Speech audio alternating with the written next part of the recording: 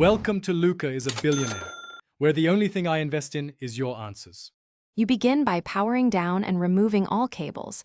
This prevents electrical issues and gives you clear access.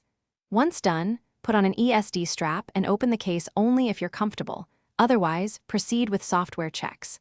Boot into safe mode to see if keys respond. This isolates drivers and apps.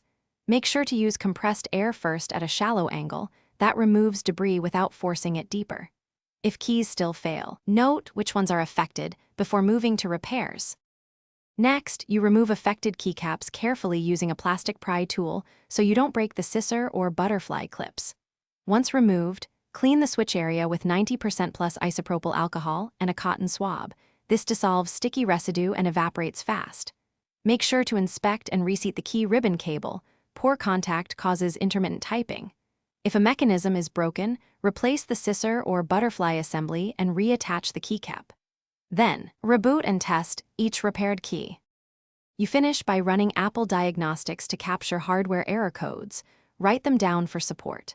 Once done, reset the SMC and NVRAM to clear power and input control glitches, then power cycle the Macbook and test the keyboard again. Make sure to try an external USB or Bluetooth keyboard to confirm whether the issue is internal. If keys still misbehave, contact Apple or an authorized repair shop. Bring the error codes and a description of the steps you've taken for faster service. Thanks for watching and please subscribe. It's the best investment you'll ever make.